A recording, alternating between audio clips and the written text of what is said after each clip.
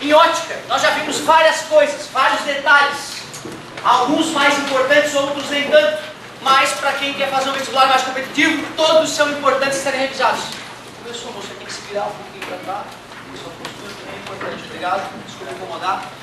E aí, galerinha, o negócio é o seguinte, começamos vendo que na ótica a gente pode dividir a ótica em 3 partes.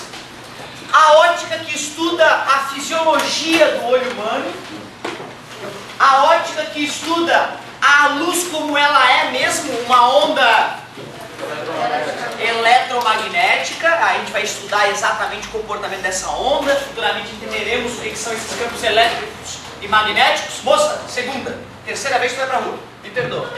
Não me interessa, amor, é que tu falou durante a minha aula, não pode, tá linda, a gente vai ser a primeira vez. Mais qualquer coisa que venha daí. Obrigado. E aí, galerinha, como eu estava dizendo, um belo dia para aprender física. O cara também pode estudar a ótica só do ponto de vista geométrico, esquecendo todo o resto, olhando só pelo lado da geometria. E foi justamente na ótica geométrica que a gente começou. A ótica geométrica se baseia em 3 princípios bobos. A luz anda, os raios de luz são re, e os raios de luz são in. Esses 3 princípios tem que ter eles em mente, eles é que norteiam toda a ótica que nós estudamos. Nós vimos que o raio de luz é representado como uma linha reta com a setinha, dizendo de onde para onde ele vai. Nós vimos também que as fontes de luz podem ser pontuais ou extensas. Elas podem ser mono ou policromática, uma cor só ou várias cores. Hoje trabalharemos mais com cores, hoje aprofundaremos nosso conhecimento sobre cores. Elas podem ser do tipo incandescente ou luminescente. Incandescente é quando emite luz devido a alta temperatura. Alta temperatura, show de bola. Tá? Calor talvez não seja a palavra correta, porque calor é energia térmica em movimento, sempre do corpo de maior temperatura para o corpo de menor temperatura. Quantos conceitos, cara! Se tu não tem estudado em casa, tu não vai dar conta do recado. Estuda todo dia um pouquinho em casa, senão fica na revisão. Tu vê, tem meia dúzia aí na boca da língua, né? E a maioria, eu estou preocupado. E o salário depois? Aí complica. Ó, o negócio é o seguinte: fonte de luz luminescente é aquela que emite luz a baixa temperatura, lógico, e dentro dessas tem a fluorescente, emite luz enquanto estimulada. Fosforescente continua emitindo luz após o estímulo. Bioluminescente, forma de vida que emite luz. Quimioluminescente, reação química que emite luz. Um monte de detalhe. Pincel de luz, alguém poderia me dizer o que é um feixe ou pincel de luz? É um monte de raio de luz, é um conjunto de raio de luz. Quais 3 formas os pincéis de luz podem assumir? Cilíndrico, cônico divergente, aquele que os raios se afastam, cônico convergente, aquele onde os raios se aproximam. Show de bola, é isso aí.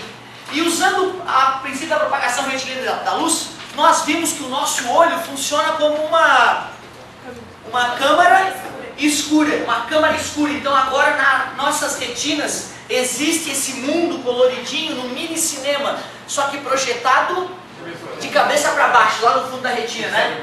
E o cérebro é que realmente transforma isso para a forma como nós enxergamos o mundo. Muito legal.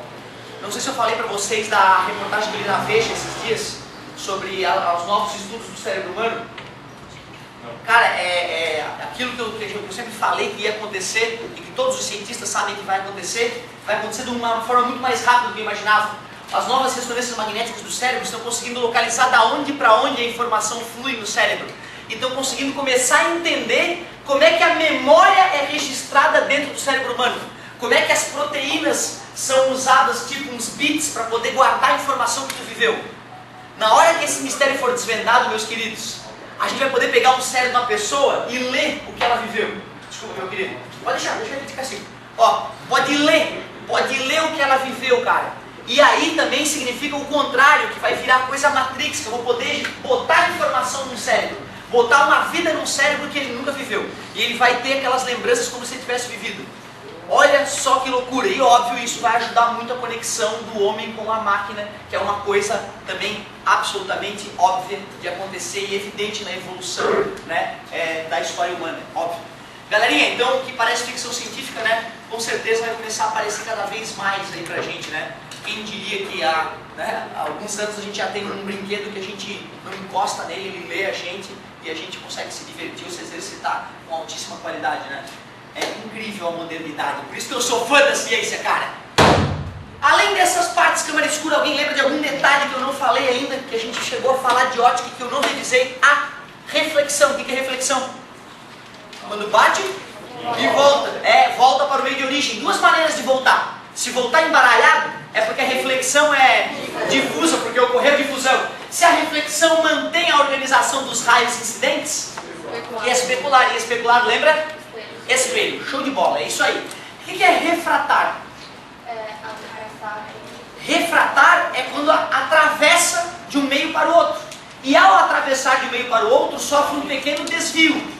E mais uma vez, se passar mantendo a organização, é uma refração regular. A gente não chama de especular porque fica feio, regular, ou não difusa. E se na hora que entrou no outro meio embaralhou, refração difusa. Também vimos os materiais opacos. O que é material opaco? A luz não passa, a luz bate e volta ou bate e é absorvida. E quando a luz é absorvida, qual é a consequência para o corpo? Aquece. Aquece energia luminosa se transformando em energia térmica. Show de bola.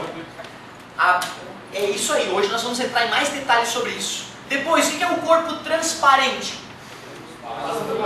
Passa e passa de maneira organizada. Tu consegue ler com detalhes, tu consegue enxergar com detalhes através desse corpo. E para finalizar, o que é o corpo translúcido?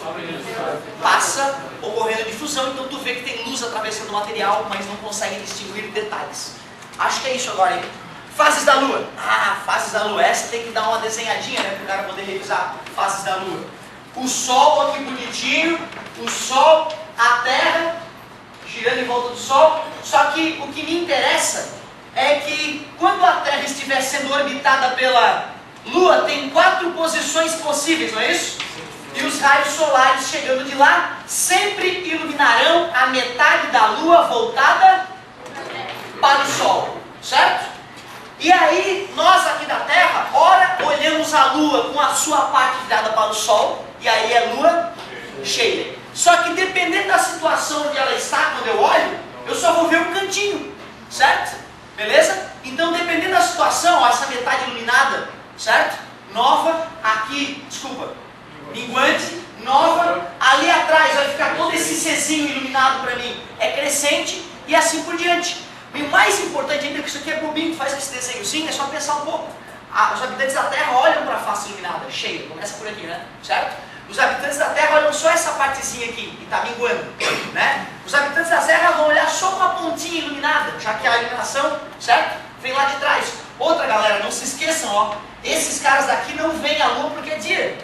Concorda comigo? Só no final de tarde que a gente vai poder ver. Então a galera que está aqui na beiradinha no final de tarde vai ver essa Lua nova.